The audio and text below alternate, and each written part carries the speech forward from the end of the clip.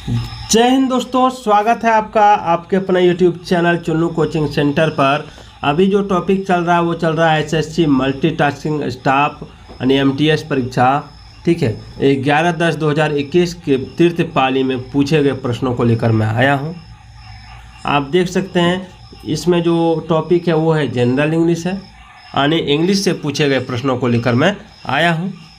तो चलिए स्टार्ट करते हैं और देखते हैं। पहला सवाल आप देख सकते हैं।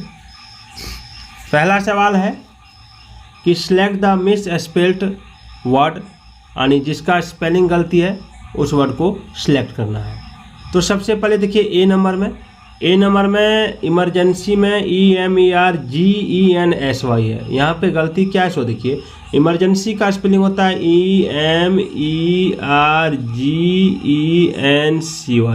सी होता है, यहाँ पे एस दिया हुआ है, तो यही गलती है। ठीक है, तो ऑप्शन ये गलती है, बाद बाकी सारा सही है। तो दूसरा नंबर सवाल है कि select the most appropriate option to fill in the blank, यानी खाली स्थान आपको उचित ऑप्शन से भरना है। ठीक है, लिखा है द क्वारंटाइन पीरियड जो for travellers by road into this state has been dash for 28 days. देखिए जो क्वारंटाइन पीरियड था कोरोना काल में ट्रेवलर के लिए, ठीक है, उसको जो पहले डेट फिक्स किया गया था, जितना दिन फिक्स किया गया था उससे बढ़ाकर 28 डेज किया गया।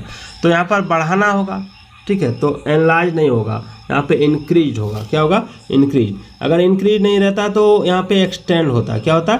एक्सटेंड। ठीक है, चलिए अगला सवाल देखिए, लिखा है select the most appropriate option to fill in the blank, यानी उचित ऑप्शन चुन के आपको खाली स्थान भरना है। लिखा द मिनिस्टर्स ऑफिस, यानी जो मंत्री कार्यालय है, dash press statement that the webinar which had been held on the previous day had received an excellent response. यहाँ पे देखिए, यहाँ पे सबसे पहले देखिए कि पूरा सेंटेंस जो है वो पास्ट टेंस में है। किसमें? पास्ट टेंस में। ठीक है, तो यहाँ पर एक बार हैड बीन का प्रयोग किया गया है। किसका प्रयोग किया गया? हैड बीन का। ठीक है, तो जब हैड बीन का प्रयोग किया गया, खाली स्थान के बाद हैड बीन का प्रयोग किया गया, तो इसमें जो होगा वो पास्ट टेंस में पूरा वाक्य है, तो इसमें जो हो जाएगा वो हो जाएगा इशूड। क्या हो जाएगा? इशूड। ठीक है, क्योंकि हैड बीन का प्रयोग किया गया है तो इससे पता चल रहा है कि पूरा सेंटेंस जो है पास्ट टेंस में है। 4 नंबर सवाल देखिए, लिखा है कि select the most appropriate one word substitution for the given words, यानी आपको उचित ऑप्शन चुनना है। ठीक है, अनेक शब्दों के बदले में एक शब्द में आंसर आपको देना है। तो लिखा है the first people to live in an area. ठीक है, the first people to live in an area, यानी जो आदमी है, पहला आदमी, ठीक है, जो पहला आदमी है जहाँ उसका जन्म स्थान होता है, ठीक है, उस स्थान के बारे में पूछा गया है। जन्म स्थान या निवास से संबंधित पूछा गया, यानी इसमें जो हो जाएगा वो हो जाएगा नेटिव। ठीक है, नेटिव हो जाएगा, याद रखिएगा, जन्म स्थान। अगला, select the most appropriate option to substitute the underline segment in the given sentence, यानी जो सेंटेंस दिया है अंडरलाइन सेगमेंट जो इसमें दिया गया है सेंटेंस में, ठीक है, तो अंडरलाइन सेगमेंट के आधार पर, ठीक है, इस पूरा सेंटेंस को पढ़ के आपको चुनना है ऑप्शन से कि इसमें इसके जगह पर क्या सब्स्टिट्यूशन हो सकता है, यानी इसको हटा के इसमें क्या लगा सकते हैं। अगर आपको लगता है कि सब्स्टिट्यूशन का रिक्वायर्ड नहीं है तो नो सब्स्टिट्यूशन रिक्वायर्ड में टिक मारेंगे। तो लिखा है keep pets can be very comforting for most people. देखिए यहाँ पे क्या लिखा है, कीप पेट्स कैन बी, तो देखिए कीप का प्रयोग यहाँ पे नहीं होना चाहिए। ठीक है, यहाँ पे किसका प्रयोग नहीं होना चाहिए? कीप का प्रयोग नहीं होना चाहिए। ठीक है, क्योंकि वाक्य के प्रारंभ में सब्जेक्ट के रूप में जिरन तथा इन्फिनेटिव का प्रयोग करना चाहिए। प्रश्न में कीप जो है सब्जेक्ट के रूप में ही रखा गया, इस कारण से कीपिंग पेट लगाएंगे। क्या लगाएंगे? कीपिंग पेट। अगला है कि select the most appropriate meaning of the given idiom, यानी इस मुहावरा का उचित मीनिंग आपको बताना है। फिट एज ए फिडल, तो फिट एज ए फिडल का मीनिंग क्या होता है? इसका हिंदी मीनिंग होता है भला चंगा। क्या होता है? भला चंगा। तो इसमें जो हो जाएगा वो हो जाएगा आपका to be in excellent health and good working order. ठीक है,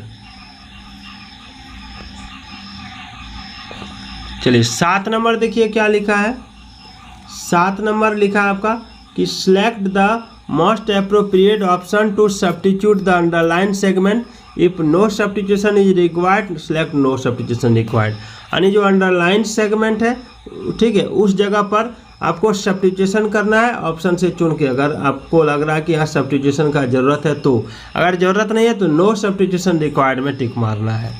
तो लिखा द डॉक्टर, एक minute, the doctor asked the patient what he had at the previous night. यानी डॉक्टर ने पेशेंट से पूछा कि पिछली रात उसने क्या खाया था, ठीक है। तो इसमें जो है, इसमें हैड प्लस 8 का प्रयोग है जो गलत है, ठीक है। हैड प्लस 8 का प्रयोग है जो गलत है।